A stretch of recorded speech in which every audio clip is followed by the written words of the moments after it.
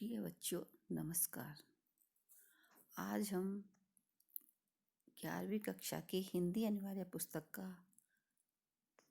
पहला पाठ बितान का भारतीय गायिकाओं में बेजोड़ लता मंगेशकर का दूसरा भाग पढ़ेंगे। यह बात पैदा करना बड़ा कठिन है, परंतु लता के साथ यह बात अत्यंत सहज और स्वाभाविक हो बैठी है। ऐसा माना जाता है कि लता के गाने में करुण रस विशेष प्रभावशाली रीति से व्यक्त होता है, पर मुझे खुद यह बात नहीं पटती। मेरा अपना विचार है कि लता ने करुण रस के साथ इतना न्याय नहीं किया है। बजाय इसके मुग्ध श्रृंगार की अभिव्यक्ति करने वाले मध्य या द्रुतलय के गाने लता ने बड़ी उत्कटता से गाए हैं। यानी लय 3 प्रकार की होती है: धीमी, मध्यम और द्रुतलय।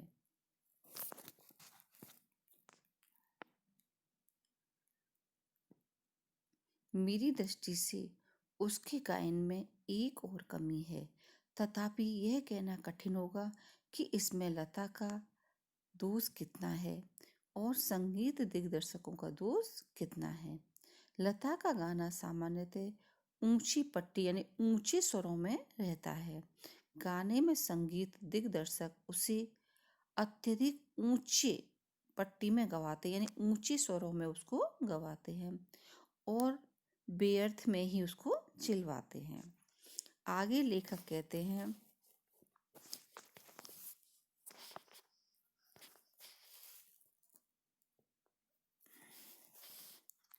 एक प्रश्न उपस्थित किया जाता है कि शास्त्रीय संगीत में लता का स्थान कौन सा है।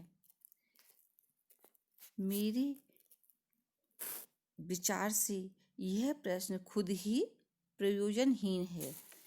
उसका कारण यह है कि शास्त्रीय संगीत और चित्रपट संगीत में तुलना हो ही नहीं सकती।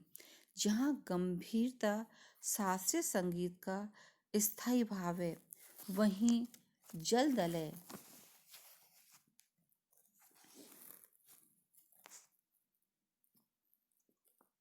और चपलता चित्रपट संगीत का मुख्य गुणधर्म है।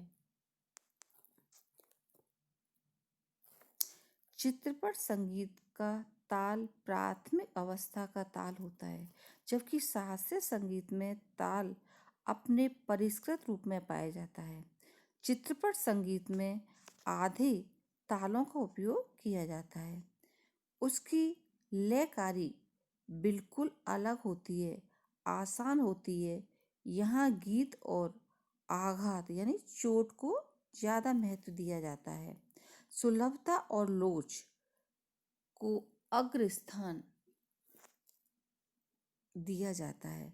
तथापि चित्रपट संगीत गाने वाले को शास्त्रीय संगीत की उत्तम जानकारी होना आवश्यक है और वह लता के पास निसंदेह है। 3-3.5 मिनट के गाए हुए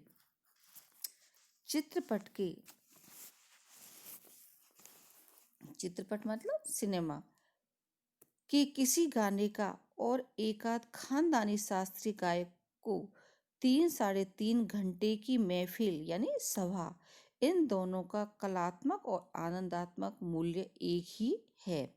ऐसा माना जाता है कि किसी उत्तम लेखक का कोई विस्तृत लेख जीवन के रहस्य का विशद माने बड़ा रूप में वर्णन करता है, तो वहाँ रहस्य माने भेद या राज छोटे से सुभाषित का या नन्ही सी कहावत में सुंदरता और परिपूर्णता से प्रकट हुआ भी दृष्टिगोचर यानी दिखाई देता है। उसी प्रकार 3 घंटे की रंगदार महफिल का सारा रस लता की 3 मिनट में ध्वनि मुद्रिका यानी स्वरलिपि में आस्वादित हो सकता है या किया जा सकता है।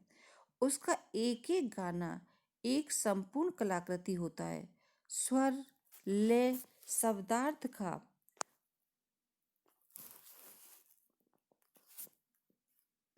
वहाँ त्रिवेणी संगम यानी तीन धाराओं का संगम होता है और महफिल यानी सभा की बेहोशी उसमें समाई रहती है।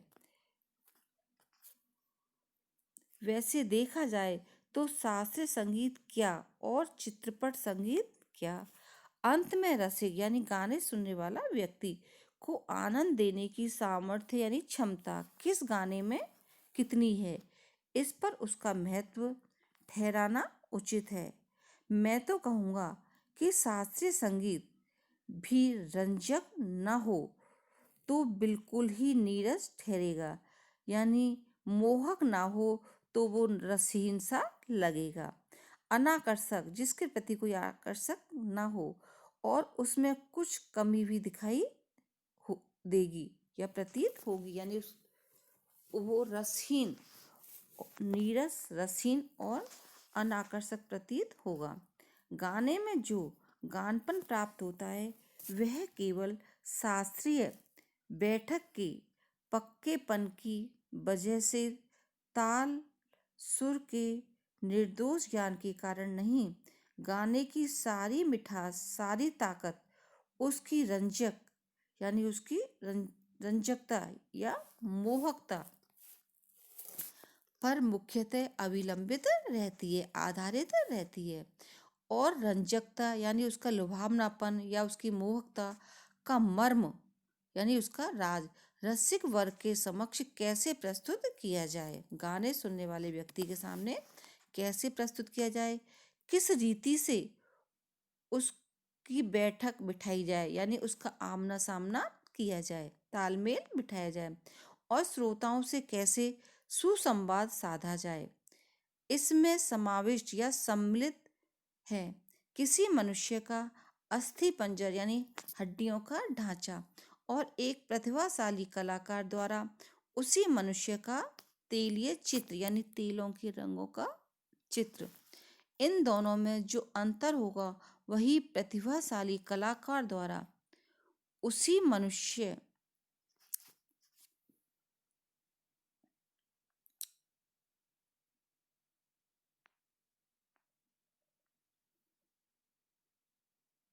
का तेली चित्र, इन दोनों में जो अंतर होगा गायन के शास्त्रीय ज्ञान उसकी स्वरों द्वारा की गई सुसंगत अभिव्यक्ति में होगा। आगे लेखक कहते हैं संगीत के क्षेत्र में लता का स्थान अव्वल दर्जे का है, दर्जे के खानदानी गायक के समान ही मानना पड़ेगा। क्या लता 3 घंटों की महफिल जमा सकती है, ऐसा संशय व्यक्त करने वालों से मुझे भी एक प्रश्न पूछना है।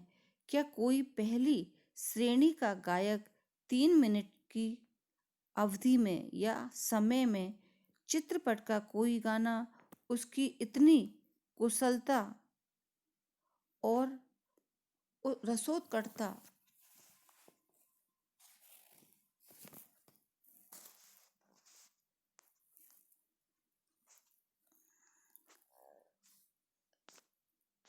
से गा सकेगा, यानी इतनी तल्लीनता से गा सकेगा?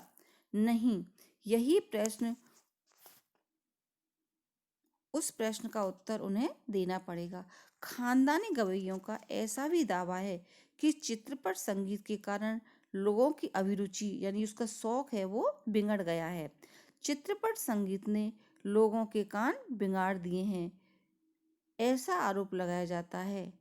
पर मैं समझता हूँ कि चित्रपट संगीत ने लोगों के कान खराब नहीं किए बल्कि सुधार दिए हैं। ये विचार पहले ही व्यक्त किए हैं और मैं उनको दोहराना नहीं चाहता। आगे लेखक कहते हैं सच बात तो यह है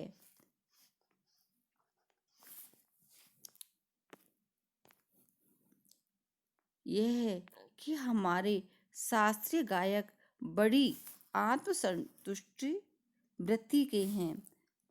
संगीत के क्षेत्र में उन्होंने अपनी हुकुमशाही या अपना अधिकार स्थापित कर रखा है। सास शुद्धता के कर्म कांड को उन्होंने आवश्यकता से अधिक महत्व दे रखा है। मगर चित्रपट संगीत द्वारा लोगों की अभिजात्य यानी कुलीन वर्ग के लोग संगीत से कुलीन वर्ग के लोगों की संगीत से जान पहचान होने लगी है। उनकी चिकित्सक और चौकस यानी सावधान वृत्ति अब बढ़ती जा रही है।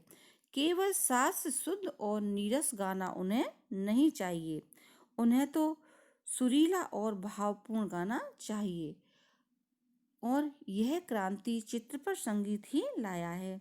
चित्रपट संगीत समाज की संगीत विषयक अभिरुचि में प्रभावशाली मोड़ लाया है। चित्रपट संगीत की लचकदारी यानी स्वरों का ऊपर नीचे तालमेल बिठाना, लचकदारी उसका एक और सामर्थ्य यानी उसकी एक और क्षमता है। ऐसा मुझे लगता है उस संगीत की मान्यताएं, मर्यादाएं, झंझटें सब कुछ निराली हैं। चित्रपट संगीत का तंत्र ही अलग है। यहाँ नवनिर्मित यानी नया निर्माण करना की बहुत गुंजाइश है। जैसा शास्त्रीय संगीत रागदारी का चित्रपट संगीत दिग्दर्शकों ने, जो लोग देखते हैं ना, उनको कहा गया ने उपयोग किया है, उसी प्रकार राजस्थानी, पंजाबी, बंगाली प्रदेश के लोकगीतों के भंडार को भी उन्होंने खूब लूटा है। यह हमारे ध्यान में रहना चाहिए। धूप का कौतुक यानी खेल क्रीड़ा, कौतुक माने खेल क्रीड़ा करने वाले पंजाबी लोकगीत रुक्ष माने रूखा और निर्जल माने सूखा यानी पानी रहित राजस्थान में पर्जन्य माने बादल की याद दिलाने वाले गीत पहाड़ों की घाटियों, खोरों माने गलियों में प्रतिध्वनित होने वाले पहाड़ी गीत ऋतु चक्र समझाने वाले और खेती के विविध कामों का हिसाब लेने वाले कृषि गीत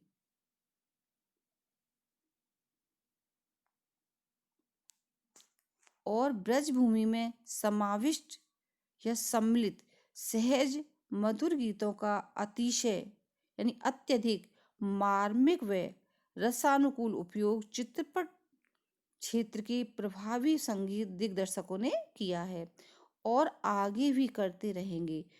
लेखक कहते हैं, थोड़े में कहूँ तो संगीत का क्षेत्रीय विस्तीर्ण यानी बहुत बड़ा है। वहाँ अब तक अलक्षित जिसका लक्ष्य ना हो, असंशोधित जिसमें संशोधन न किया जा सके और अदृष्टिपूर्व जिसके जैसा कोई दिखाई न दे, ऐसा खूब बड़ा प्रांत है यानी राज्य है। तथापि बड़े जोश से इसकी खोज और उपयोग चित्रपट के लोग करते चले आ रहे हैं। फलस्वरूप चित्रपट संगीत दिनों दिन यानी प्रतिदिन अधिकाधिक विकसित होता जा रहा है।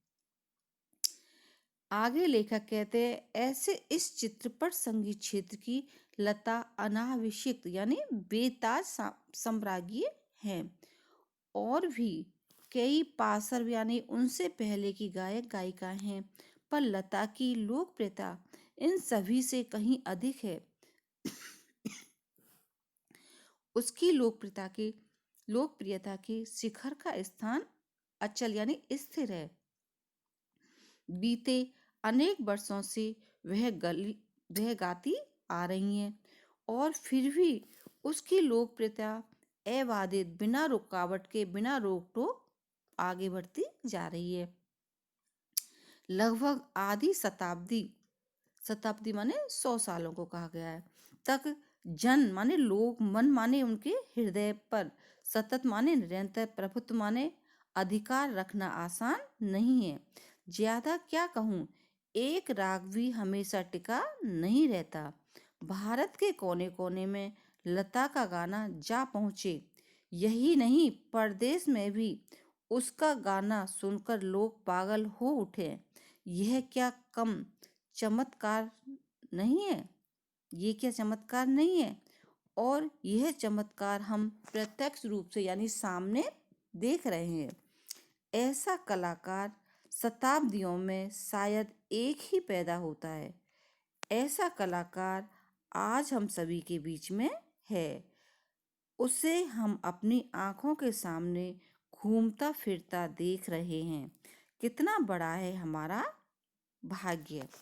धन्यवाद।